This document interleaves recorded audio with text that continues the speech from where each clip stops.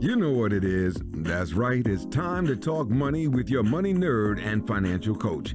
Now, tighten those purse strings and open those ears. It's the Money Talk with Tiff podcast.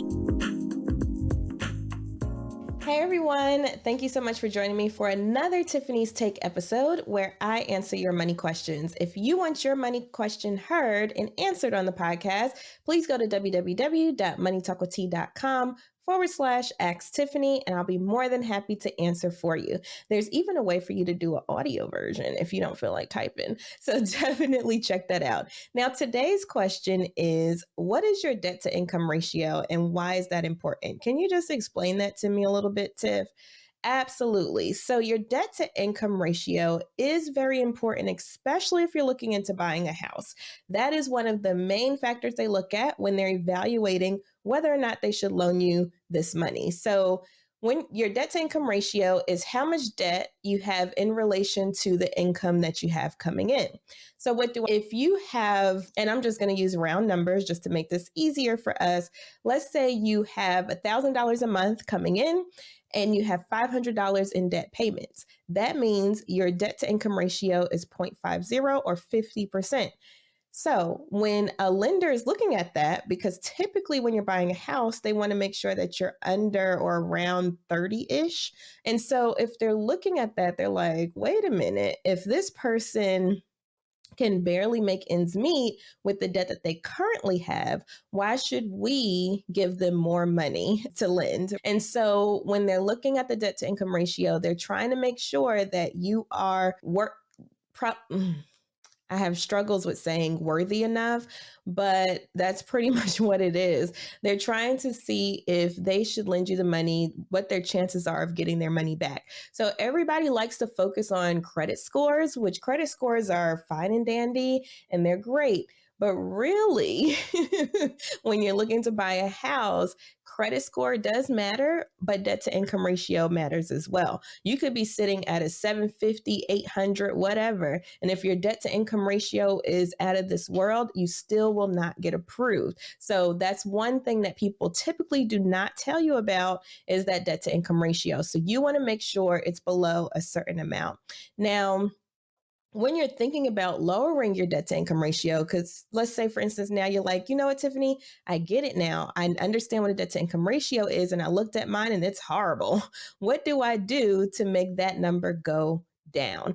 So what you would do is either raise your income or lower your debt, or a combination of the two. So if you're already actively paying off debt, just hold off on buying a house until you get your debt down to a point where you'll definitely get approved. So that's what I did when I was looking to buy a house. And when I went to buy a house, I was like, okay, what's my debt to income ratio? Let me hold off a little bit. Let me keep paying down debt. Let me increase my income a little bit. And then let me apply. And so don't feel pressured to apply just because you have a 7-something credit score, 800 credit score. Look at your debt to income ratio and see if it makes sense.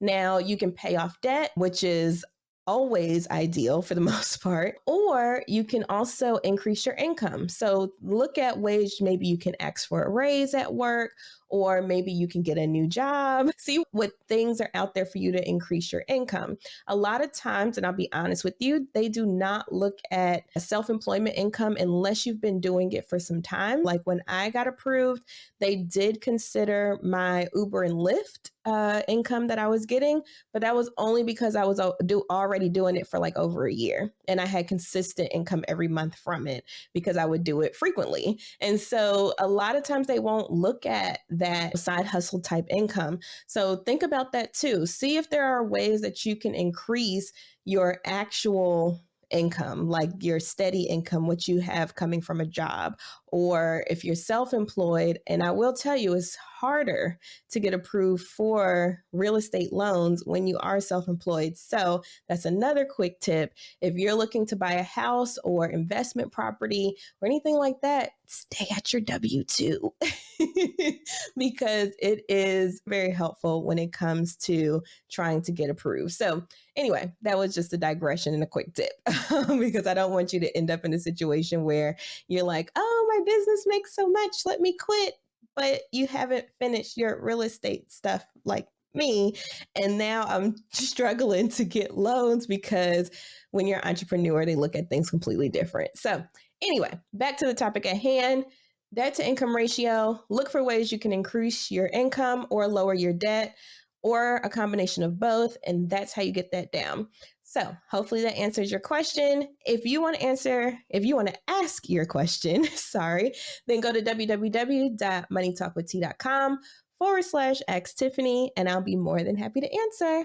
But just remember, credit score is only one piece of the puzzle. Debt to income ratio is another piece. And there's some other pieces out there, but that's all I'm going to cover today. Bye. Thank you for listening, joining, and being a part of the Money Talk with Tiff podcast this week. You can check Tiff out every Thursday for a new Money Talk podcast. But if you just can't wait until next week, you can listen to previous podcast episodes at moneytalkwitht.com or follow Tiff on all social media platforms at Money Talk with T. Until next time, spend wise by spending less than you make. A word to the money wise is always sufficient.